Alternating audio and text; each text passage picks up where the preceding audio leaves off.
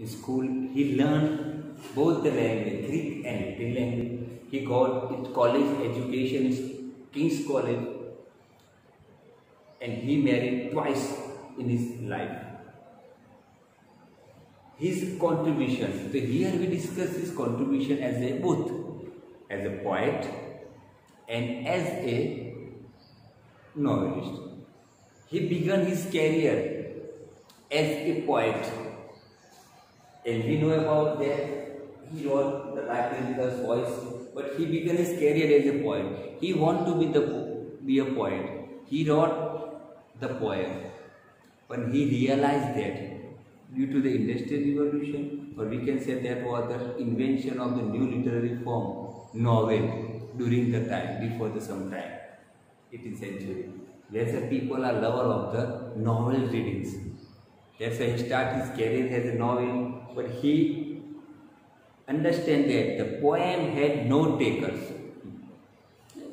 He prepared the market rules that as a writer he write down because he want to publish the poem. People read it and he can earn the money.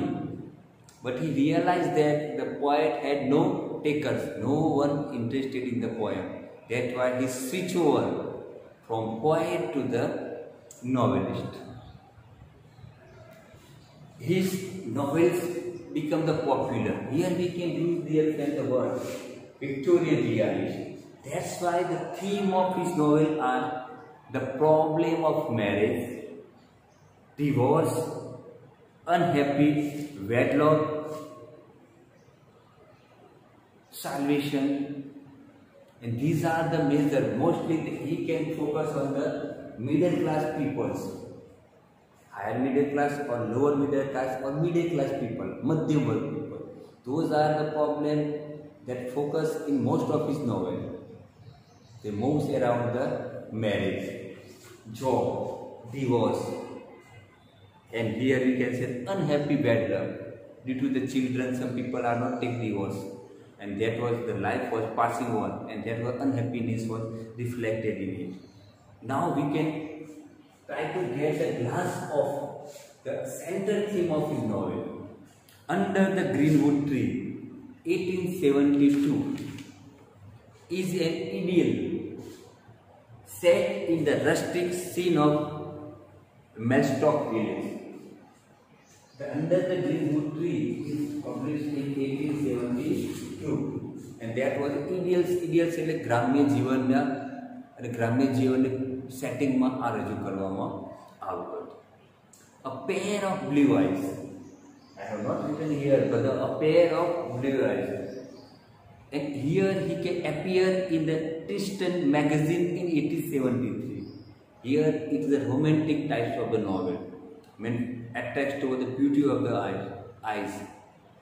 And then far from bending crowd. Here I do not mention here, but that was published in 1874. And is a tragic comedy set in Wessex background.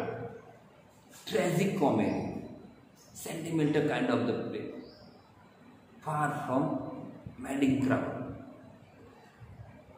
The Return of the Natives, 1870, the most popular novels of Thomas Hardy.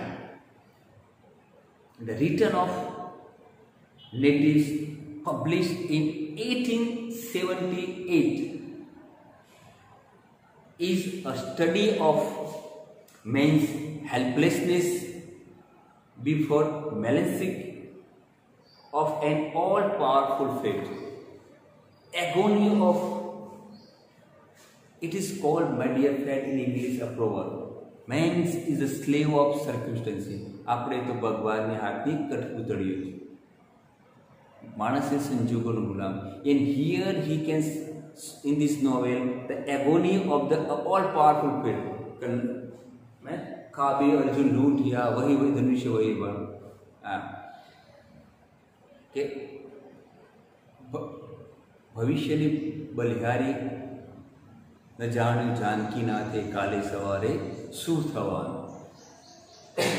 Sorry friends, in Janki Nath, here it was a fate was powerful. Even the God and Almighty obey the fact. સંજોગોને બધા તાબે તો બધાને થવું પડે. And then the mayor of the Castor Bridge, one of the most celebrated novel, is another study of destiny which fear meant to his downfall. Destiny, tragic hero માં આપણે ભણ્યા, destiny નું ભાગ્ય. Man become the fall of due to his destiny, and that was in the mayor of the Castor Bridge.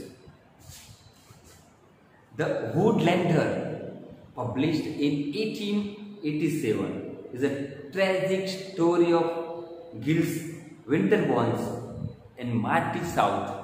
There are the two characters, and the story of that was expressed in the Woodlanders.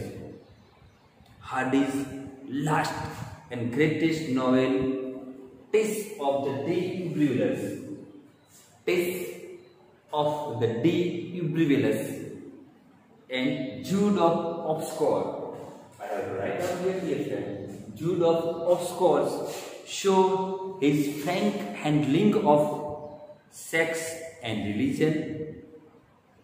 They arouse the hostility among the conventional readers, because those are the lover of the Hardy's novel. They are not convinced in this story, because here you can mention the sex and relation, these two issues, and that's why they are D.Brewers and Jude of Obscure. And thus we can say they about a greatness. A great Hardy is as an artist. He is entirely flawless. Flaw એટલે ખામી, FLAW, flawless in his work or in his workmanship. His novels has a sound plot, theme, character and background. You can, that's why he is called the flawless workmanship. And that's why it is said about the Hardy, I quote, Hardy was a great artist but not great craftsmanship. Here great artist means he was a technically perfect, just like Dr. Samuel Johnson. He was technically perfect, but he was not a great craftsman like a William Shakespeare or other novelist. Then after that, 19th century, he began his career as a poet, and later on, because during Victorian age he earned enough money so that to satisfy the poet inherent in the Hardy's, they came out and he started to write the poem, and the poem is known as a Wessex poem. Thomas Hardy is one of the most popular poets in this way. Okay, I ask the one question to dear friends.